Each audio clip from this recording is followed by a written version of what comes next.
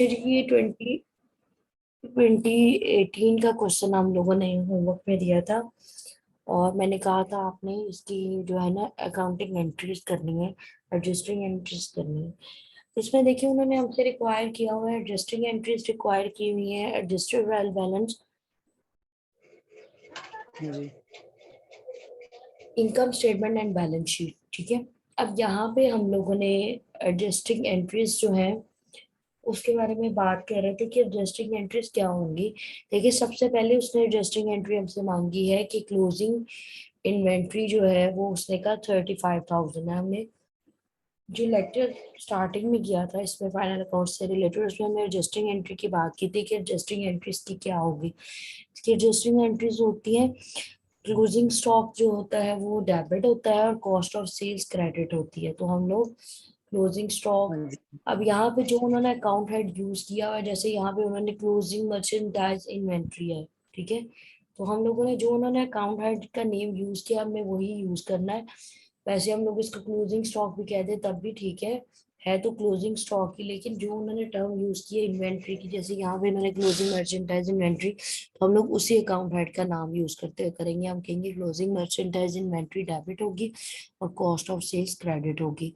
Then second one उसने कहा store supplies on hand at the end of year is ₹1500।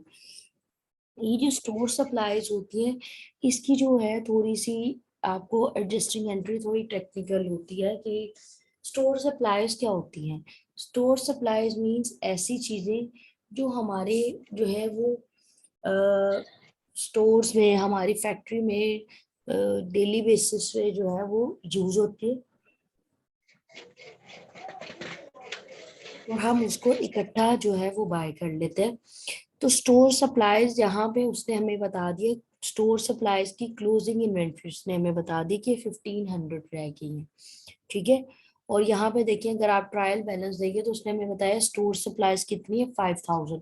It's mean कि ये जो 5000 है ये हमारा स्टोर सप्लाईज का ओपनिंग बैलेंस है और अब जो है वो हमारे पास स्टोर सप्लाईज 1500 रह गई है। ठीक है, अब स्टोर जी सप्लाईज की जो एंट्री होगी यहाँ पे वो क्या होगी कि हम लोग यहाँ पे 5000 स्टार्टिंग में थी, अब 1500 रह गई है स्टोर सप्लाईज। तो it's mean during the year हमने कितनी कंज्यूम की है 3500।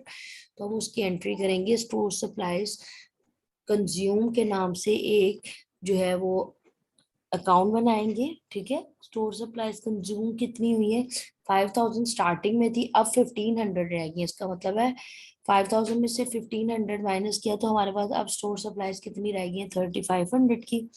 हम स्टोर सप्लाईज कंज्यूम को डेबिट करेंगे 3500 से।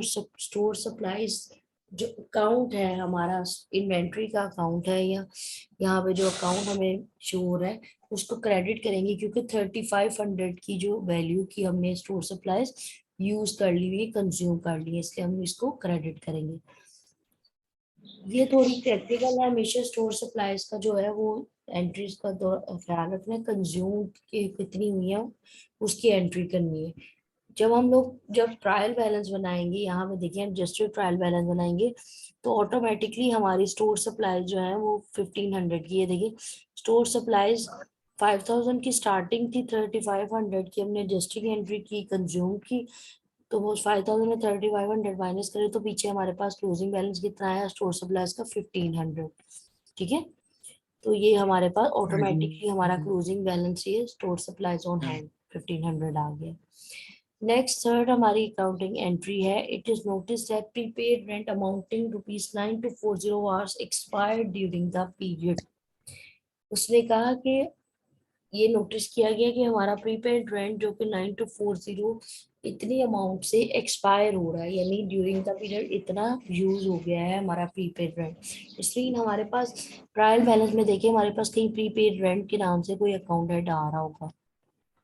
ये देखिए प्रीपेड रेंट आ रहा है हमारे पास 11240, उसमें से अब उसने हमें इंफॉर्मेशन दी है कि 11240 में से 9240 का रेंट जो है वो हमारा ड्यूरिंग द पीरियड एक्सपायर हो गया। यानी एक्सपायर होने का मतलब हमने फायदा ले लिया। तो हम क्या एंट्री करेंगे, हम लोग रेंट एक्सपेंस को डेबिट कर देंगे और प्रीपेड रेंट को क्रेडिट कर देंगे। जो हमने स्टार्ट में एडजस्टिंग एंट्री की थी वो तब हम लोग क्या करते थे कि हम लोग जैसे ये सेकंड वन एंट्री प्रीपेड इसकी की हुई है कि हम लोग प्रीपेड एक्सपेंस को डेबिट करते थे और जो रेलिवेंट हेड था होता है उसको क्रेडिट करते। लेकिन देखिए स्टेटमेंट चेंज होने से या सिचुएशन उस टाइम हम लोग प्रीपेड रेंट या प्रीपेड एक्सपेंस क्रिएट कर रहे होते थे।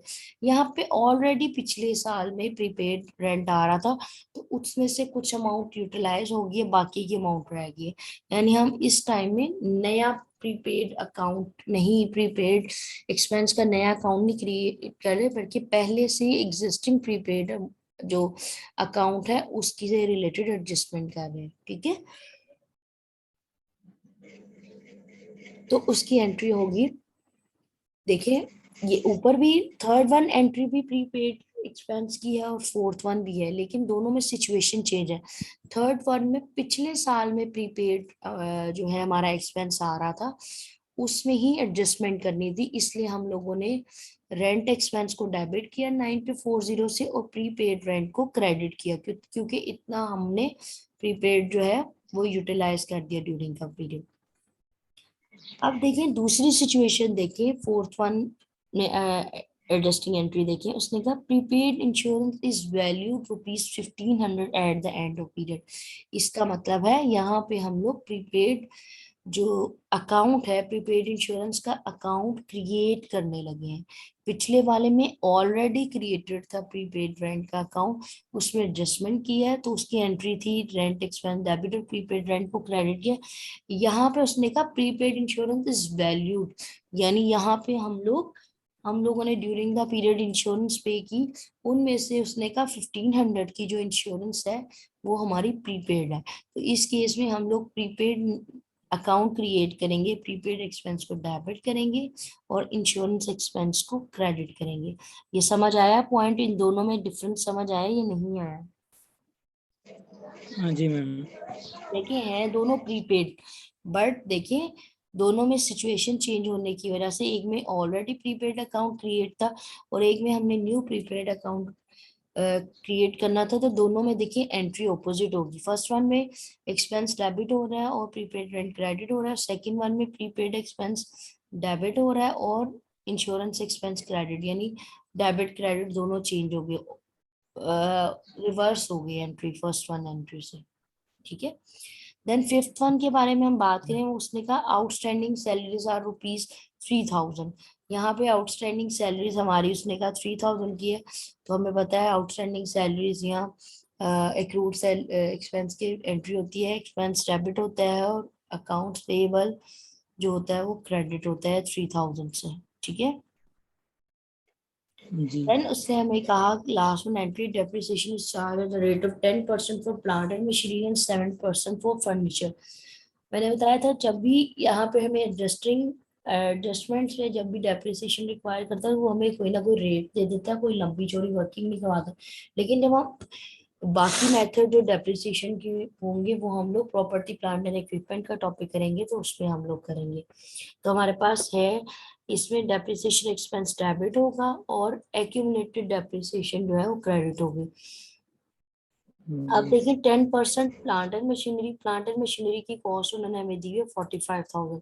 तो 45,000 यहाँ पे देखिए प्लांट एंड मशीनरी ट्रायल में दी है 45,000, 45,000 का 10% लिया 4500, डेप्रिसिएशन एक्सपेंस डेबिट और एक्यूमुलेटेड डेप्रिसिएशन क्रेडिट।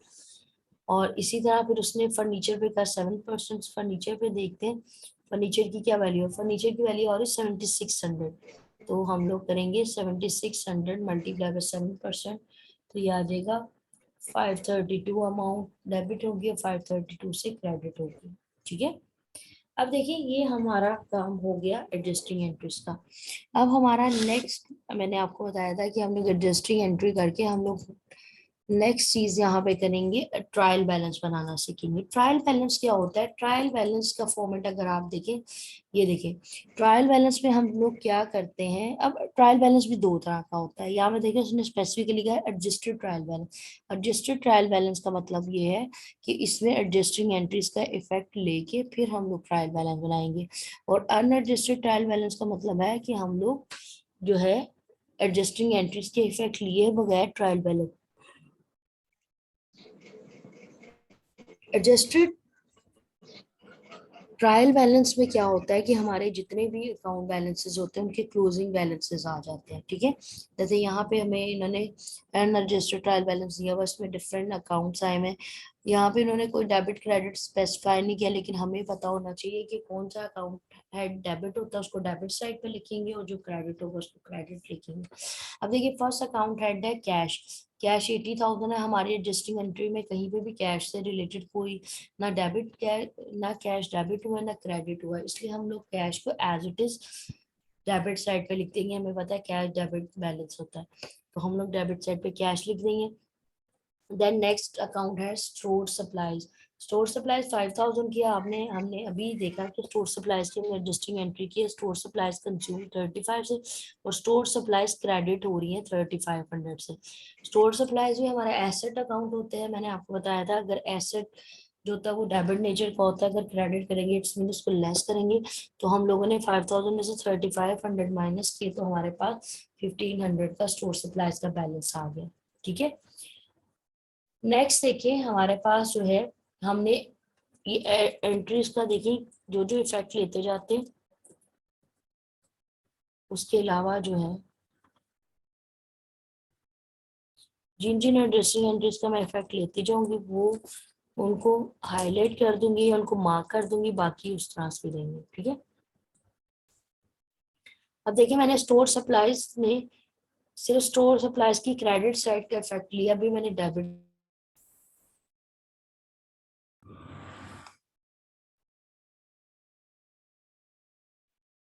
जी